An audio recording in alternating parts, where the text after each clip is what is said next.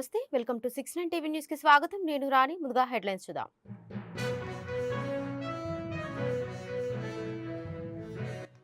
వెనుకబడిన రాష్ట్రం బిహార్ నుంచి అత్యధికంగా ఐఏఎస్లు వస్తున్నారు తెలంగాణ విద్యార్థులు కూడా దేశంతో పోటీపడి సాధించాలన్న సీఎం రేవంత్ రెడ్డి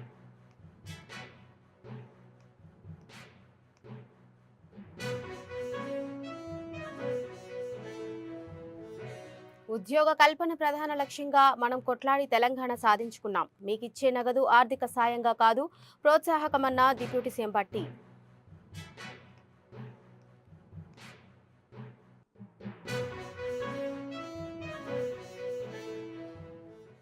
పార్టీకి ప్రభుత్వానికి నష్టం జరిగితే ఊరుకునే ప్రసక్తే లేదు పదే పదే ఆరోపణలు రావడంతో పీఏ తొలగించామన్న హోంమంత్రి అనిత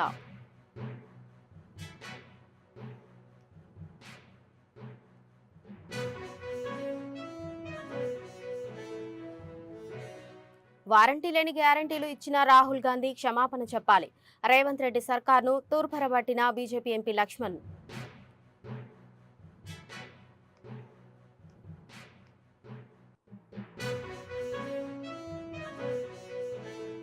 వెనుకబడిన రాష్ట్రమైన బీహార్ నుంచి అత్యధికంగా ఐఏఎస్లు వస్తున్నారని సీఎం రేవంత్ రెడ్డి అన్నారు అక్కడ ప్రత్యేక శ్రద్ధ పెట్టడం వల్లే ఎక్కువ మంది ఐఏఎస్లు ఐపీఎస్లు వస్తున్నారని తెలిపారు ప్రజాభవన్లో నిర్వహించిన రాజీవ్ గాంధీ సివిల్స్ అభయహస్తం కార్యక్రమంలో ఆయన పాల్గొన్నారు సివిల్స్ మెయిన్స్ ఉత్తీర్ణత సాధించి ఇంటర్వ్యూకి ఎంపికైన 20 మంది అభ్యర్థులకు ఆర్థిక సాయం అందించారు ఒక్కొక్కరికి 1,00,000 చొప్పున ఇచ్చారు ఈ సందర్భంగా సీఎం మాట్లాడుతూ సింగరేణి సంస్థ నుంచి సివిల్స్ అభ్యర్థులకు సాయం చేస్తున్నట్లు తెలిపారు బీహార్ను స్ఫూర్తిగా తీసుకుని తెలంగాణలో ప్రోత్సాహకాలు ఇస్తున్నట్లు చెప్పారు దీన్ని ఆర్థిక సాయంగా కాకుండా ప్రోత్సాహకంగా భావించాలన్నారు వీరంతా సివిల్స్లో విజయం సాధించి తెలంగాణకే రావాలని ఆకాంక్షించారు సీఎం రేవంత్ రెడ్డి 3 ప్రభుత్వ ఉద్యోగ నియామకాలు మన ప్రభుత్వం చేపట్టింది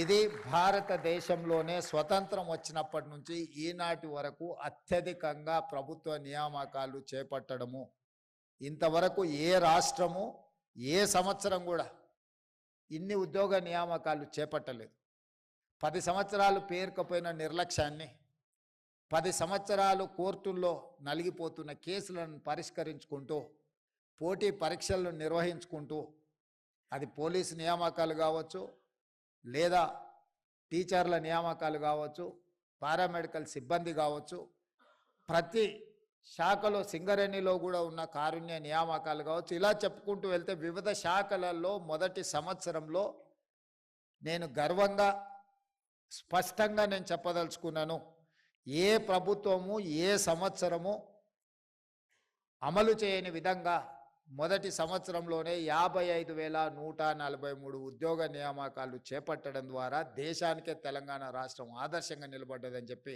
నేను ఈ సందర్భంగా చెప్పదలుచుకున్నాను రెండవది సివిల్ సర్వీసెస్ తర్వాత పబ్లిక్ సర్వీస్ కమిషన్ ద్వారా నియామకాలు జరిగే గ్రూప్ 1 పోస్ట్ 2011 సంవత్సరంలో ఇచ్చిన నోటిఫికేషన్ ద్వారా నియామకాలు జరిగితే ఈరోజు 2025 సంవత్సరం 14 సంవత్సరాలలో గ్రూప్ 1 నియామకాలు చేపట్టలేదు ఆనాడు ఉమ్మడి రాష్ట్రం కావచ్చు లేదా 10 సంవత్సరాల తెలంగాణ రాష్ట్రంలో ఇంతవరకు గ్రూప్ 1 పబ్లిక్ సర్వీస్ కమిషన్ నియామకాలు చేపట్టలేదు 21-22 సంవత్సరాల వయసు వచ్చిన ఒక నిరుద్యోగ యువతీ యువకులు గ్రూప్ 1 పోటీ పరీక్షల కోసం ప్రిపేర్ అవుతున్నామని చెప్పి కుటుంబానికి చెప్పి హైదరాబాదు నగరానికి వస్తే 14 సంవత్సరాలు ఆ పరీక్షలే నిర్వహించకపోతే వాళ్ళ వయసు 35 సంవత్సరాలు అత్యంత యుక్త వయసులో కుటుంబానికి ఉపయోగపడి జీవితంలో వాళ్ళ కెరీర్లో ఉన్నత శిఖరాలకు ఎదగాల్సిన యువతీ యువకులు 14 సంవత్సరాలు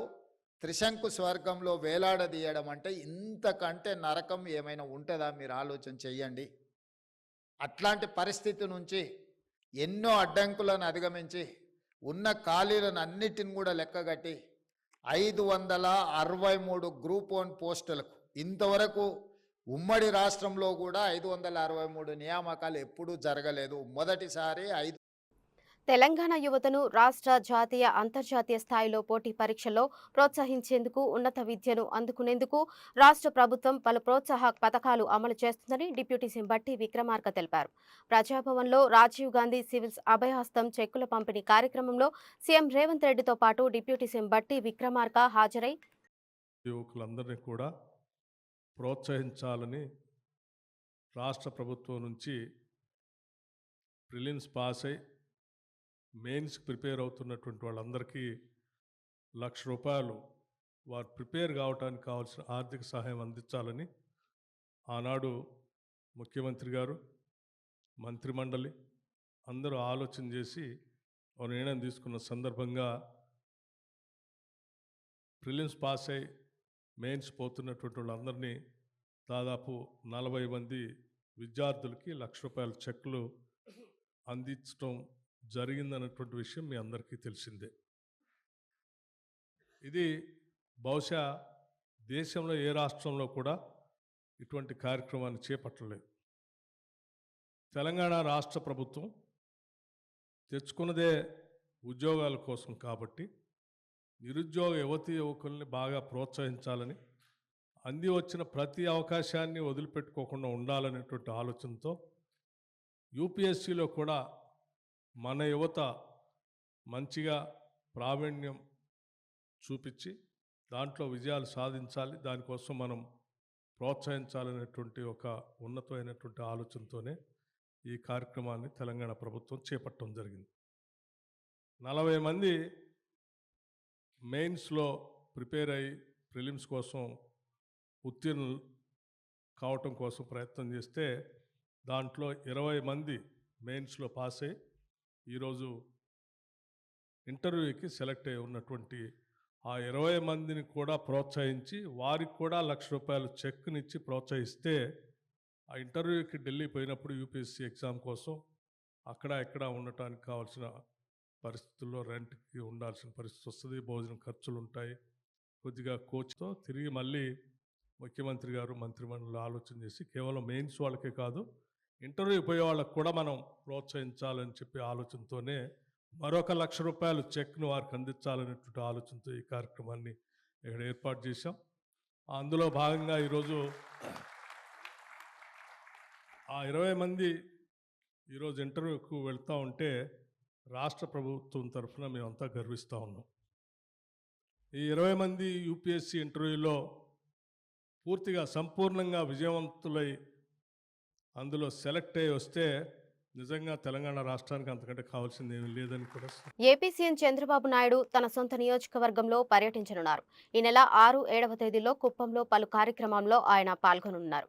ఇందుకోసం అమరావతి నుంచి బయలుదేరి సోమవారం మధ్యాహ్నం 12 గంటలకు కుప్పానికి చేరుకుంటారు. అనంతరం ద్రవిడ యూనివర్సిటీలో ఏర్పాటు చేసిన కార్యక్రమంలో పాల్గొంటారు. ఈ కార్యక్రమంలో స్వర్ణం కుప్పం విజన్ 2029 డాక్యుమెంట్ను చంద్రబాబు విడుదల చేయనున్నారు. కుప్పం మండలం నడిమూరు గ్రామంలో గృహాలపై ఏర్పాటు చేసిన సోలార్ పలకల పైలట్ ప్రాజెక్టును సైతం ప్రారంభించనున్నారు. సాయంత్రం సీగలపల్లెలో ఆర్గానిక్ కుప్పం కార్యక్రమంలో భాగంగా ప్రకృతి సేద్యం రైతులతో ముఖాముఖి నిర్వహించనున్నారు.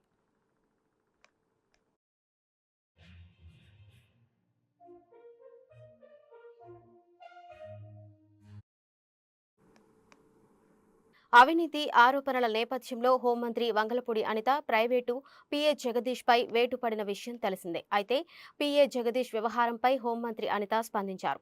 విశాఖ సెంట్రల్ జైలును తనిఖీ చేసిన ఆమె మీడియాతో మాట్లాడారు. తన పీఏ జగదీష్ వ్యవహారాలు తెలిసి అప్రమత్తమయ్యామని చెప్పారు. గతంలో 2 సార్లు పీఏని హెచ్చరించినా పదే పదే ఆరోపణలు రావడంతో 10 రోజుల క్రితమే పీఏని తొలగించామన్నారు. పార్టీ ప్రభుత్వానికి నష్టం జరిగితే ఊరుకోమని అనిత హెచ్చరించారు.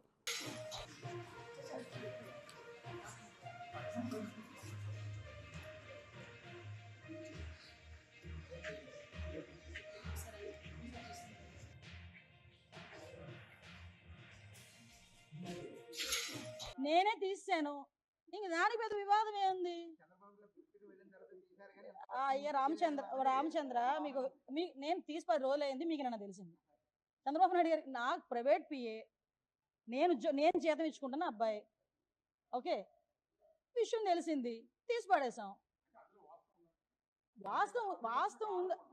నాకు ఆరోపణలు వచ్చినాయి, నేను 2-3 సార్లు అలర్ట్ చేశా, మంచి పద్ధతి కాదు అని. నేను ఒకటేనండి, గవర్నమెంట్‌కి గానీ, తెలుగుదేశం పార్టీకి గానీ డ్యామేజ్ అవుతది అనుకుంటే, నా సొంత పిల్లల్ని కూడా పక్కన పెట్టడానికి నేను సిద్ధంగా ఉంటా. అక్రమ నిర్మాణాల తొలగింపు లక్ష్యంగా పనిచేస్తున్న హైడ్రా ఆదివారం మాధాపూర్లోని అక్రమ నిర్మాణాల కూల్చివేతలకు సిద్ధమైంది.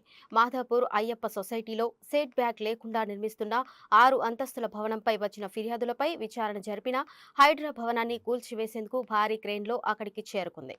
ఇప్పటికే పలుమార్లు హెచ్చరించినా బిల్డర్ పట్టించుకోవడం పోవడంతో కూల్చివేతకు నిర్ణయించారు. స్థానికుల ఫిర్యాదుతో ఫీల్డ్ విజిట్ చేసిన హైడ్రా కమిషనర్ రంగనాథ్ భవనానికి సరైన అనుమతులు లేవని తేల్చడంతో కూల్చివేతకు ఆదేశించారు. మరికొద్దిసేపట్లో కూల్చివేతలు ప్రారంభం కానుండగా పరిసర ప్రజలు పెద్ద ఎత్తున ఆసక్తిగా అక్కడికి చేరుకున్నారు. పోలీసులు సైతం భారీగా మోహరించారు.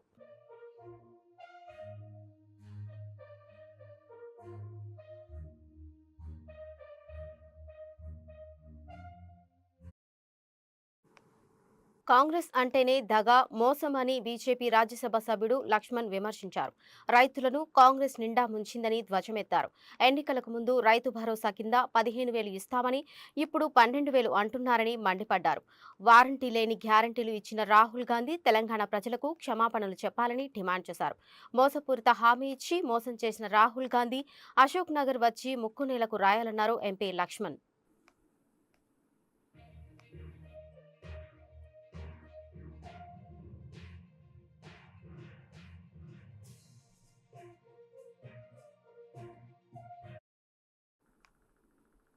సంక్షేమం, అభివృద్ధి కార్యక్రమాలు చేయడం ద్వారా కాంగ్రెస్ ప్రభుత్వం రాష్ట్ర ప్రగతిలో ముందడుగు వేస్తుందని రాష్ట్ర బీసీ సంక్షేమ, రవాణా శాఖ మంత్రి పొన్నం ప్రభాకర్ అన్నారు.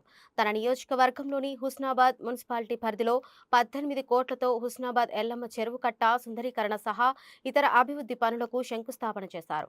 మున్సిపాలిటీలు, పంచాయతీల అభివృద్ధికి ప్రభుత్వం నిధులు కేటాయిస్తుందన్నారు. గ్రామాలు, పట్టణాల అభివృద్ధిని సమాంతరంగా కృషి చేస్తుందన్నారు. ఈ సందర్భంగా పొన్నంకు గొల్ల కురుమలు గొంగడి కప్పి డోలుతో సన్మానించగా పొన్నం వారితో కలిసి ర్యాలీలో డోలు కట్టి సందడి చేశారు.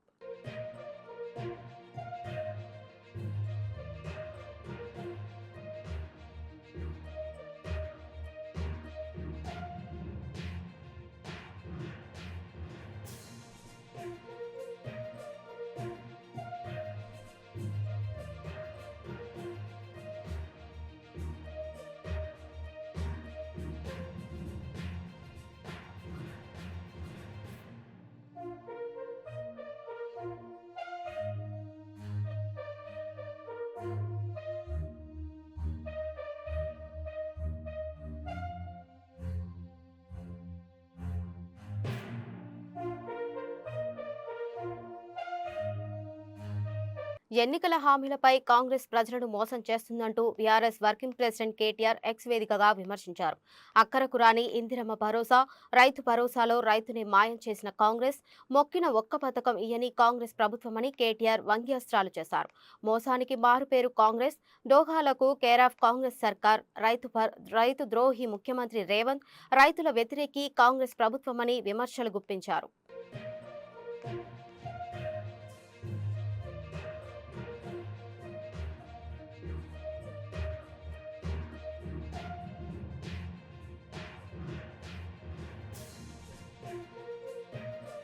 హీరోలు వచ్చి మాకు నమస్కారం పెట్టాలనే మనస్తత్వం మాది కాదని గేమ్ చేంజర్ ప్రీ రిలీజ్ ఈవెంట్లో AP deputy CM Pawan Kalyan చేసిన వ్యాఖ్యలపై వైసీపీ నేత, మాజీ మంత్రి అంబటి రాంబాబు ఎక్స్ వేదికగా వేసిన కౌంటర్ వైరల్గా మారింది. తోటి హీరోని అన్యాయంగా అరెస్టు చేస్తే 27 రోజులుగా నోరు విప్పకపోవడం మీ స్వభావం అని పవన్ వ్యాఖ్యలకు అంబటి తన ట్వీట్లో కౌంటర్ వేశారు. అల్లు అర్జున్ అరెస్టుపై పవన్ నేరుగా స్పందించకపోవడాన్ని పరోక్షంగా అంబటి గుర్తు చేస్తూ పవన్ విమర్శలను తిప్పికొట్టారు.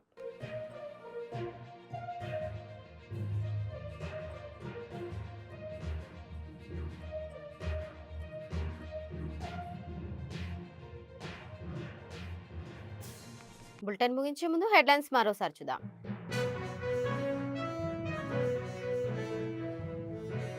వెనుకబడిన రాష్ట్రం బీహార్ నుంచి అత్యధికంగా ఐఏఎస్లు వస్తున్నారు. తెలంగాణ విద్యార్థులు కూడా దేశంతో పోటీపడి సాధించాలన్న సీఎం రేవంత్ రెడ్డి.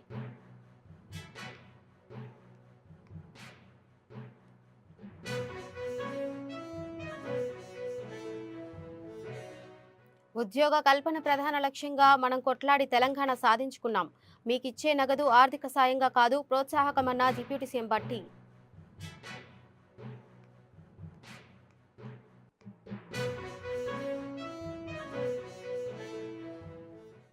పార్టీకి ప్రభుత్వానికి నష్టం జరిగితే ఊరుకునే ప్రసక్తే లేదు. పదే పదే ఆరోపణలు రావడంతో పీఏని తొలగించామన్న హోంమంత్రి అనిత.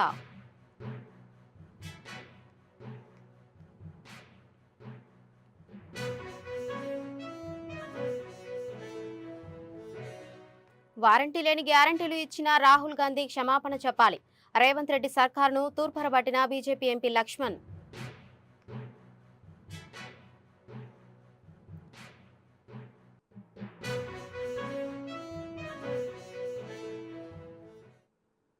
ఇవి ఇప్పటివరకు ఉన్న అప్డేట్స్. మరిన్ని అప్డేట్స్ కోసం చూస్తూనే ఉండండి 69 టీవీ న్యూస్.